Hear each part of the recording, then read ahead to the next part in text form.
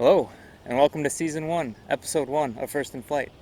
I couldn't think of a better course to get this kicked off at than Sussex Park, my home course, and where my personal journey began 15 years ago, right here at this very spot.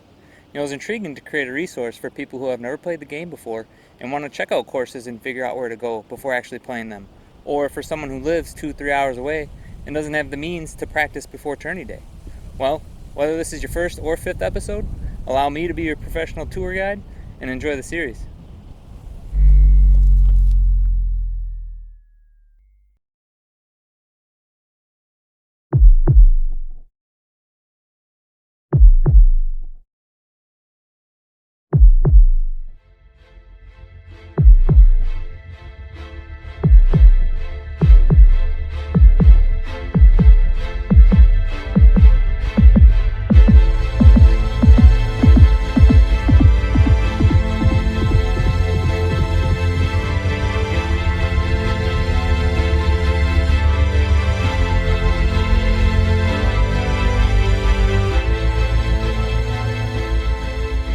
We are back with the live mic to get you guys some commentary. Sussex Village Park is a pretty wide open course. There are a couple wooded stretches that get tight and technical, but besides that, it plays right into the hands of a power hyzer player. Hole 1 is a 400-foot downhill shot.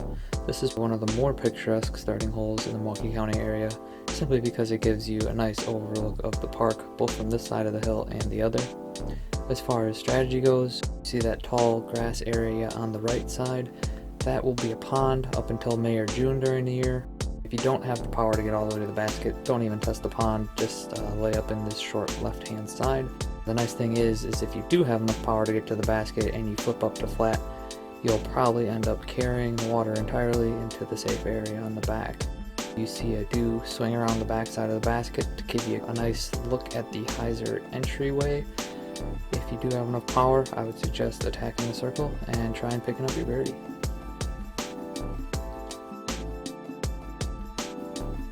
Which brings us to hole 2. Take a look at those bushes on the left side. It's pretty gnarly. I've been in there. I found discs in there. No real need to test it with so much open space out to the right side.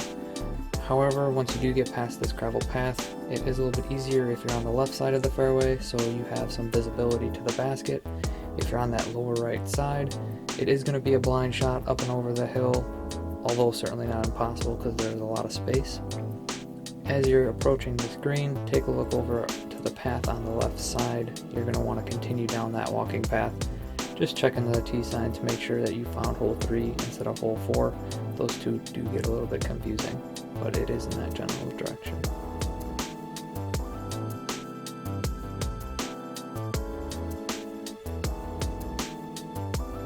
Okay, so taking a look at hole 3, it is a 250-foot shot, pretty straightforward. Most notably though, you're going to want to gauge the wind. It does come from different areas depending on the day. That tree on the right side, if you find yourself in a headwind, your disc is going to want to lift up and catch those branches. And if you have a tailwind, your disc is going to want to dive early and nuzzle into the ground. So just play the wind accordingly and try and find yourself up by the basket inside the circle for your birdie.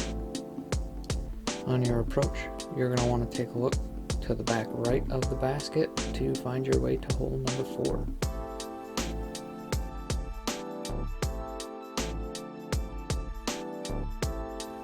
Hole 4 plays about 300 feet. It's going to be a full pull on a mid-range or even a fairway driver. Most important to crest this hill, but not to get too much air underneath it, because if you do, then it's going to want to finish to the left real hard and find yourself into that tree, or maybe even 40-50 feet left of the basket. Straight hyzer all the way is the safest play. My aiming point on this one is going to be about 20 feet right of the basket, because if you hit the hill on a hyzer angle, it's going to scoop real nicely about 20-30 feet over to the left inside of the circle.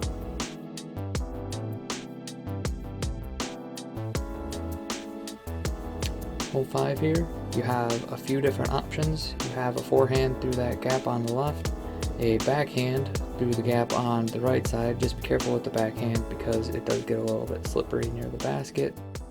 And on the tee pad, there is actually an overhand route.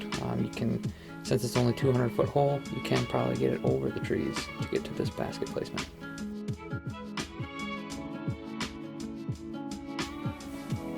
Looking at hole 6 here, it is a bit of a trickster. As tempting as it is to throw a backhand, if it gets away from you over to the left-hand side, it's going to go 30 to 50 feet down the hill. If you have the forehand, I would suggest throwing that into the hill to bounce up within 20 feet or so of the basket. As soon as you putt out, head up over the hill that you see in the back there, and you will find hole 7 just over the top.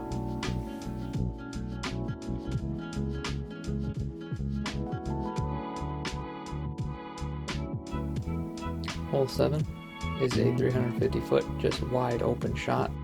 Very open, very fun. Play whatever seems the most comfortable to get yourself down close to the basket. If you look in the background up on top of the hill, there's that really small tree that's kind of just hanging out by itself. That is where you're going to find hole 8 when you're done with this basket.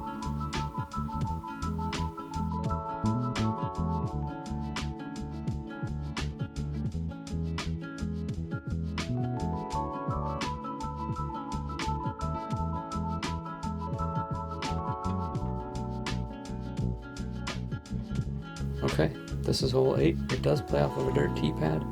As soon as the Parks Department annexes a little bit more land, they do have plans to change up this course. I hope this hole actually does stay because it is a nice challenge of risk reward, because the hill does taper off to the left and to the right pretty good. Hole number 9 is just back and to the right once you're done putting out.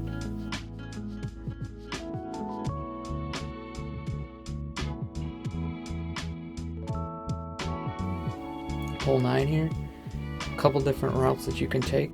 It's a little bit of a knee knocker, kind of hard to navigate your way through the trees. I try and find the best route to be something straight up the middle, power something on a hyzer that flips up to flat. Even with a good shot though, it does fall off the back and to the left of the basket. So get a couple feet high and it's going to get out to about 40-50 feet past the basket.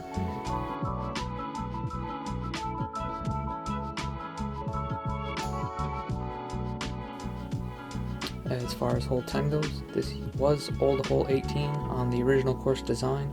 One of the few times you're going to see people play a stall shot. Since it's uphill, get all of your distance over to the right hand side and allow your disc to lose energy up and to the right so that when it does finish back to the left, it won't crash hard, preventing you from going down the hill. And you can see in the background that building.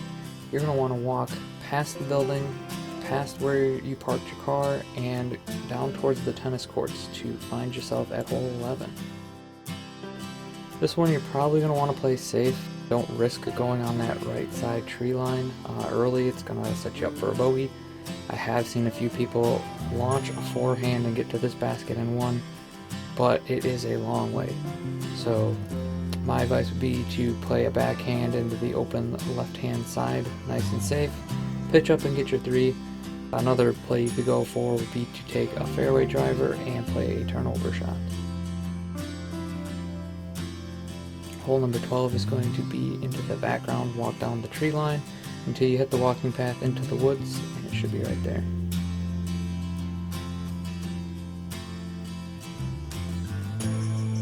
Okay, so for hole number 12, it's a little bit of a poke and hope hole. I will fly down the largest gap on the hole. Sets up pretty decently for a forehand. If you can take something stable and get it down this left hand side, you still run the risk of hitting that tree that's sitting right in the middle, as you can see me fly past it. Besides that, just try and navigate your way up into the circle in as few shots as possible. One of the toughest shorter holes in the Milwaukee area. Frustrating because it's pretty easy to take a 4, possibly even a 5. Hole 13 is a fair shot all the way around. If you go with the backhand route, those trees on the right side will block your entry a little bit if you get a little bit too high, and if you throw a forehand, you have some entry trees on the left to deal with. Just a really well designed hole, one of those that were brought in as a temporary hole 4 years or 5 years back.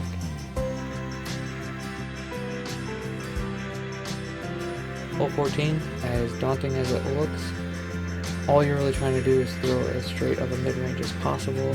I would suggest a mid-range over a driver, just because if you do clip one of these trees, a mid-range is going to want to flop down sooner than a driver, which could kick 40-50 feet in any direction. On the left side there are a bunch of lanes that you can navigate to get yourself a scramble 3, 15, just down the path there in the background.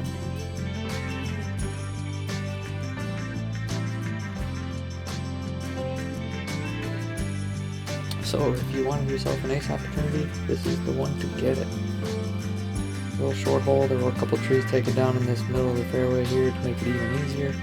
Just throw a little stall hyzer out with a putter or mid-range, get yourself down close to the basket. If you see the tennis courts in the background, you're going to want to walk just up and around to the right side to find yourself over at hole 16.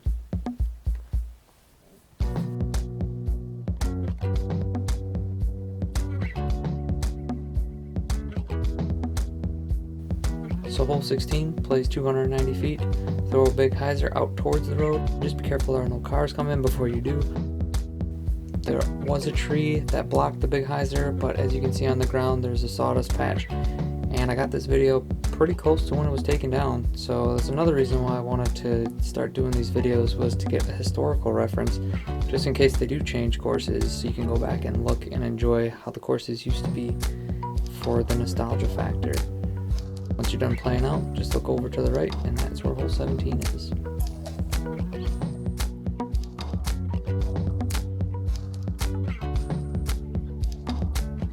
Alright, we made it to the home stretch. 180 foot hole, number 17. If you do see those red X's on the trees, unfortunately they've been taken down by the parks department. It has opened up the hole quite a bit, making it sort of a pitch and putt type hole. So just throw it down the middle, get your birdie, and once you putt out, you're gonna head back and to the right. If it is a nice summer day, plenty of people at the splash pad, most likely gonna be some food trucks and a bunch of picnickers.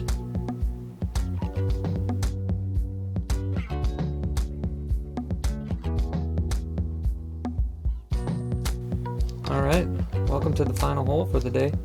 This is a 255 foot hole 18. I'm usually gonna go with the sidearm on this one, just to avoid that big old tree on the right side. However, if you have a confident backhand, it shouldn't pose you too much of a problem. Once you putt out, just turn over to the left side and you'll see hole 1 in the parking lot to enjoy the rest of your day. I want to thank you guys for checking out this video. It's been a Jump Putt Productions flyover. Head over to the page for some more content, as I'll try and upload things on a regular basis. Be well, and remember to always throw them straight.